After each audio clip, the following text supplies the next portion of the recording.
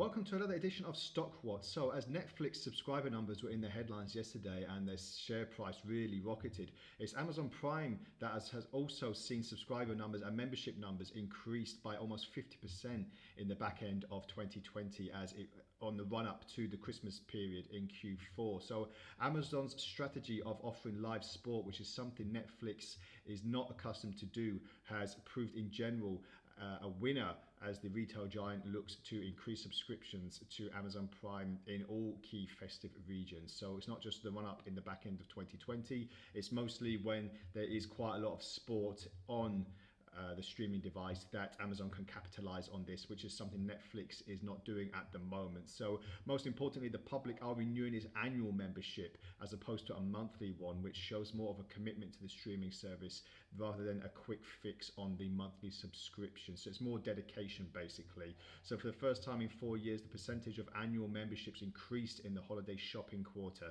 In other words, in December 2020, quarter new and renewing members took advantage of the lower annualized cost of yearly memberships, and with that made a longer commitment to Amazon Prime. So naturally, if someone was to buy a yearly subscription rather than a monthly, quarterly or weekly one, then it's going to come in a lot cheaper, but it's just getting the public to commit, and that's what Amazon Prime are currently doing at the moment. As I said, almost 50% increase in Q4. And if that wasn't enough, Amazon has offered to help with the administration of the new Biden regime with the distribution of vaccinations. So good relations with the new president are coming into force already. So something else to watch out for with Amazon's near-term and medium-term outlook for 2021.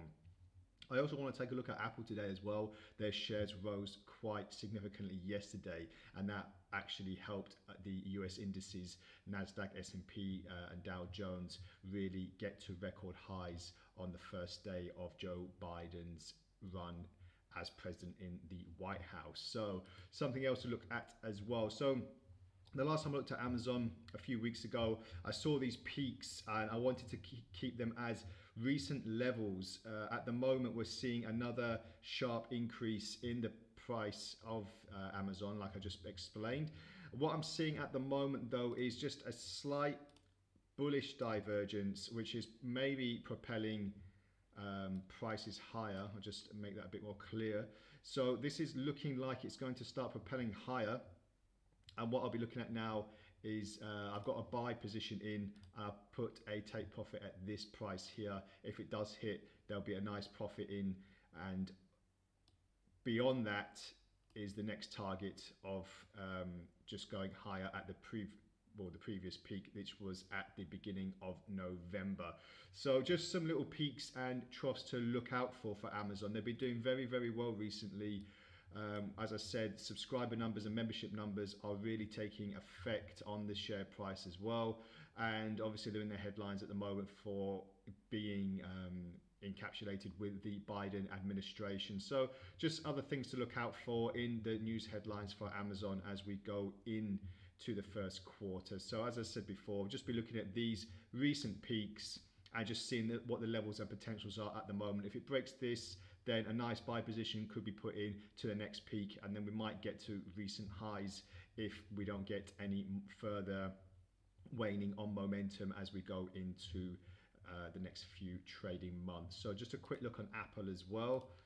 So as I said, the tech-heavy NASDAQ was propelled almost 2% yesterday, and due to the big players such as Amazon, Apple, and Facebook really cementing some nice profits. So the last time I looked at Apple, I saw this steady continuation on this ascending channel. I just want to increase it a bit more, just to show a bit more of an accentuation to where we can get to. So at the moment, as you can see, I'll just zoom in a little bit. We've had the recent double top that it could not penetrate. It looks like we're going again for it within the next few trading sessions. So this could happen probably into the middle of next week, easily to be done. There's not much in the way of any divergences on any indicators at the moment that I'm looking at. I'm just looking at strong headlines and obviously more growth in the stock itself. So just going to be looking at the recent peak, roughly about the high end of the $130 range, closing in on $140. and we'll just see if it's got any more room to grow. If we fall out of this channel though, there could be a slight hint that we might start touching the previous peak, and that will give us a bit of a cloud engulfment as well. So just be careful if you're putting in any buy positions. If prices start to wane, just note where the potential support and possibly a nice stop loss would be for any buy positions. But I'll just be fully looking to see if we can stay in this channel at the moment and head for the mean. And obviously the mean is a bit of a confluence to the recent tops. So that's what I'll be looking at for the next few trading sessions. So that's all from the Stock Watch today. Thank you very much for joining me. If you have any comments, please feel free to add them to the post, and I'll get back to you as soon as possible. Have a great trading day ahead, and bye for now.